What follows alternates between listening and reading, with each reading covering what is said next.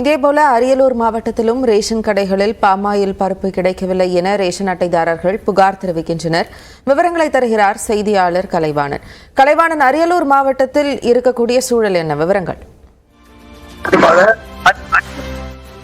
கண்டிப்பாக அரியலூர் மாவட்டத்தில் சுமார் 450 ரேஷன் கடைகள் உள்ளது. இந்த கடைகளில் 2,46,210 ரூபாய் அட்டைதாரர்களுக்கு, அரிசி பெறும் அட்டைதாரர்களுக்கு மாதந்தோறும் வழங்கக்கூடிய எண்ணெய், பருப்பு, அரிசி, சர்க்கரை, கோதுமை, மண்ணெண்ணெய் ஆகியவை வழங்கிக் கொண்டிருந்த நிலையில் கடந்த சில ஆண்டுகளாகவே மண்ணெண்ணெய் வழங்கப்படவில்லை என இப்பகுதி பொதுமக்கள் குற்றம் சாட்டியிருந்தனர். இதைத் தொடர்ந்து கோதுமையும் 600 கார்டு உள்ள இடத்திற்கு 10 மூட்டைகள் மட்டுமே கோதுமை மூட்டைகளையும் வழங்கி வந்தனர். ஆனால் இந்த கோதுமையும் மண்ணெண்ணையும் பற்றாத நிலை 2-3 ஆண்டுகளாகவே நீடித்து வந்த நிலையில் தற்போது இந்த மாதத்திற்கான பருப்பு, பாம் ஆயில் கொடுக்கக்கூடிய 2 விநியோக பொருட்களும் பொதுமக்களுக்கு வழங்கப்படவில்லை. இதனால் இப்பகுதியில் உள்ள அரியலூர் மாவட்டத்தில் உள்ள மக்கள் அனைவரும் மிகவும் ஏழ்மையான பின்தங்கிய மக்களாகிய இந்த பகுதியில் கிடைக்காமல் மக்கள் சிரமத்திற்கு ஆளாகின்றனர். இது குறித்து இப்பகுதியினுடைய முடிமன்னன் நம்மோடு இருக்கிறார். அவரிடம் கேட்கலாம். ஐயா, சொல்லுங்க, இப்பகுதியில் மண்ணெண்ணெய், அரிசி,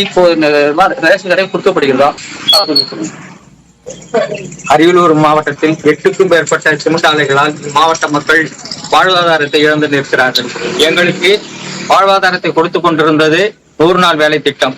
தேர்தல் விதிமுறைகளை காரணம் காட்டி அதையும் நிப்பாட்டி விட்டார்கள். இப்பொழுது இந்த நிலையில் ரேஷன் கடையில் கொடுக்கக்கூடிய பருப்பு, பாமாயில், கோதுமை போன்ற பொருட்கள் அறவே நிப்பாட்டப்பட்டு விட்டது. இது மிகவும் எங்களுடைய வாழ்வாதாரத்துக்கு முக்கியமான ஒன்றாக இருந்தது. இந்த நிலையில் நாங்கள் போராடிதான் பெற வேண்டும் என்கிற ஒரு நிலையை அரசு உருவாக்கி கொண்டு இருக்கிறது. அசாவிரங்குடிக்காடு கிராமத்திற்கு கூட நான் போராடிதான் ரேஷன் கடையை பெற்றேன். ஆனால் மக்களுடைய வாழ்க்கைக்கும் நாட்டுக்கும் வீட்டுக்கும் கேடு செய்யக்கூடிய மதுபானங்கள் தாராளமாக கிடைப்பதற்கு முன்னெச்சரிக்கை நடவடிக்கை எடுக்கக்கூடிய அரசானது விவசாயிகளுடைய வாழ்க்கையில் சாப்பாட்டு பிரச்சனையாக இருக்கக்கூடிய ரேஷன் பொருள் கிடைக்க உரிய நடவடிக்கை எடுக்க வேண்டும் என்பதுதான் என்னுடைய கேள்வியும் மாவட்ட மக்களுடைய கேள்வியுமாக இருக்கிறது. அரசு நடவடிக்கை எடுக்கும் என்று நம்பிக்கையோடு காத்திருக்கிறோம். கண்டிப்பாக இவர்கள் சொன்னது போல இப்பகுதியில் உள்ள நியாய விலை கடையில் அனைத்து கடைகளிலுமே தட்டுப்பாடு ஏற்பட்டிருக்கிறது. தட்டுப்பாடு ஏற்பட்டது அல்லாமல் இந்த மண்ணெண்ணெய் பருப்பு, பாம் ஆயில் கொடுக்கக்கூடியது இல்லாத பொழுதனால் இங்கு அரிசி சேல்ஸும் குறைந்து விட்டது. இதனால் இந்த ஆண்டு அரசு குறைந்து விட்டதாகவும் சொல்லுகிறார்கள். அடுத்தபடியாக நம்மோடு சிவா என்பவர் இப்பகுதி கடையில் வணிக பொருட்கள் வாங்கியிருக்கிறார். எல்லாருக்கும் வணக்கங்க. செந்தரை கிராம மக்கள் எல்லாமே ஏழ்மையான மக்கள் தாங்க. அன்றாடம் தினக்கூலிக்கு போய் சாப்பிட்றவங்க தான் எல்லாருமே இருக்காங்க.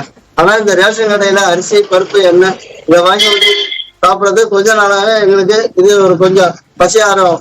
அதனால அதுவும் கிடைக்கவில்லை என்றால் நாங்கள் என்ன செய்வது? வருமானத்திற்கு வழி இல்லை. எல்லா விலைவாசி பொருட்களும் விலையேற்றமாக இருக்கிறது. அரிசி பருப்பு கொண்டு வெளியே விலை அதிகமா இருக்கு. அதனாலதான் நாங்க ரேஷன் கடையை நம்பி இந்த அரிசியை, பருப்பு, எண்ணெயை வாங்கி இந்த கோதுமையை வாங்கி நாங்கள் யூஸ் பண்றோம். இங்க முக்கால்வாசி பேர் சுகராலும் அவதிப்படுகிறார்கள். இந்த கோதுமை சரியான முறையில் கிடைத்தா கூட இந்த கோதுமை வாங்கி சாப்பிடுவோம். அதுக்கு ஒன்றும் வழி இல்லாமல் நாங்கள் ரொம்ப துவைச்சு கொண்டே இருக்கிறோம்.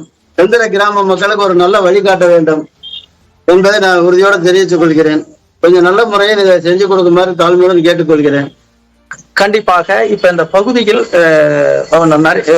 ஏராளமானோருக்கு சுகர் பேஷண்ட்டுகளா அட்மிட்டில் இருக்கிறவர்களுக்காகவும் கோதுமை கடைகளிலே கிடைப்ப தட்டுப்பாடு ஏற்பட்ட நிலையும் தற்போது கோதுமையும் மண்ணெண்ணையும் இப்பகுதியில் தொடர்ந்து 3 ஆண்டுகளாகவே சரியாக வழங்கப்படவில்லை என்று இந்த பகுதியின் கடையில் பொருள் வாங்கக்கூடிய வடிவேல் என்பவர் நம்மோடு இருக்கிறார். அவரிடம் கேட்கலாம். ஐயா, சொல்லுங்க.